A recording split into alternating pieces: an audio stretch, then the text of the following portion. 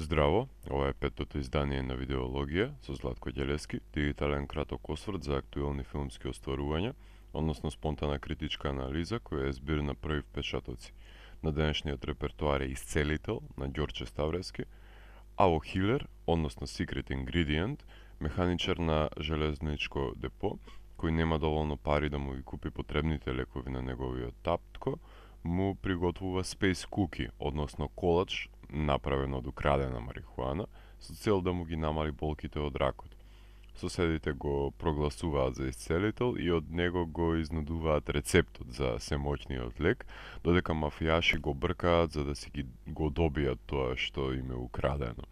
Ѓорче поставува вешт баланс на драматични и комични сцени, детерминирано не препуштајќи се на патетиката, ниту пак станувајќи пародија на самиот себе.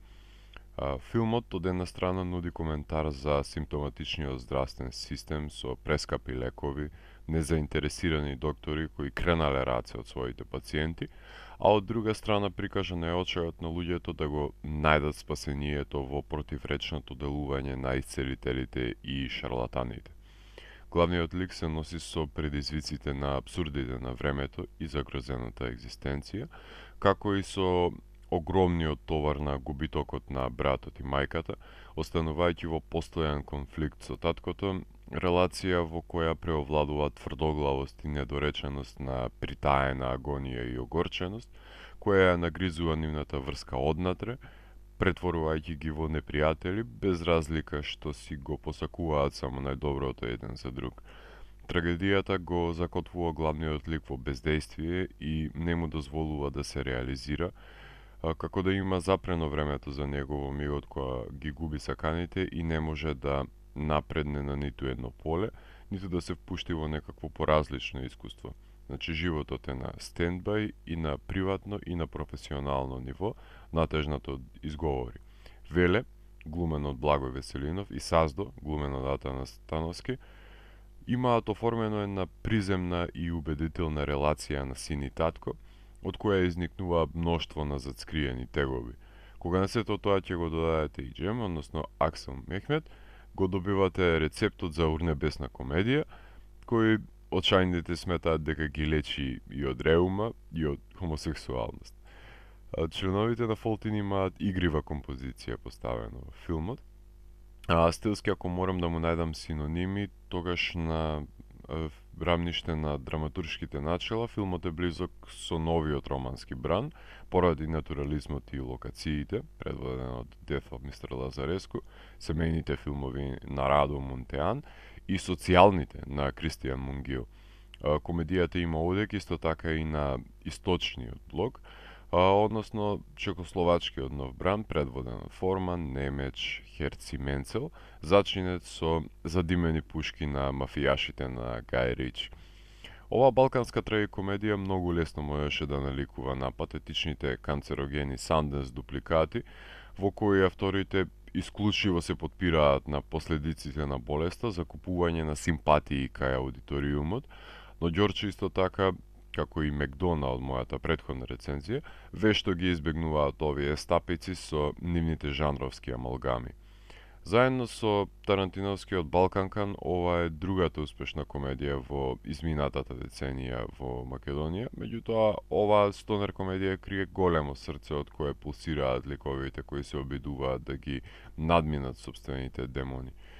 Шаrenолики се споредните улови, шеговити се масовните сцени, Исцелителот умее да биде и црна комедија, и стонер комедија, и сериозна драма, и ладнокрвна сетира, со сценарио кој незабирливо тече без препреки. Верувам дека замерките филмот што ќе ги добие ќе произлегуваат од потребата на гледачите повеќе да натежне кон мелодрамата или пак кон комичните секвенции, или па ќе бидат незадоволни од наивната разрешница, но се на се, ова е солидно деби остварување кое слободно можам да го поставам во рангот на одличните првенци од новиот македонски бран на автори, предводен од Даријан Пеевски и Вардан Тозија. Преовладуваат се пијанијансите и железницата изгледа како руина на едно одминато минато, и тие го обременуваат филмот, заедно со навраќањето во напуштениот камп да остават силен визуелен печат на оваа детеријација. Забележувам идилично Скопје од некое минато, сцени во Луна парк, дури и автокоманда од една страна, делува како дел од тој артефакт, и од друга страна нишката на распаѓање која се провлекува во во депото на железничката станица, до станот кој ги содржи артефактите на заборавеното минато од една друга држава, соодветно рефлектирајќи ги урнатините на закочениот живот на протагонистот и неговиот жив родител. Кинематографот Дејан Дименски одлично ја доловил дисеминацијата на објектите под тмурното небо, кое рамо до рамо се носи со човечките самоубиствени обиди. Филмот има огромна доза на хумор и впечатливо финишира со симпатичната риболовна сцена. Сакам да видам продолжение на овој филм, или барем некој нов филм на Ѓорче во кој овие ликови ќе бидат присутни, па макар и како епизодисти, додека други ликови чекаат во редица со нив пред продавница. Ако морам да му судам на филмот, тогаш од мене овој филмски рецепт има 4 од 5. Доколку ви се допадна петото издание на дигиталната архива Видеологија, лајкувајте го видеото, споделете го и следете го каналот. Посегнете и по преостанатите рецензии на виртуелната полица. Ви благодарам за вниманието. Поздрав!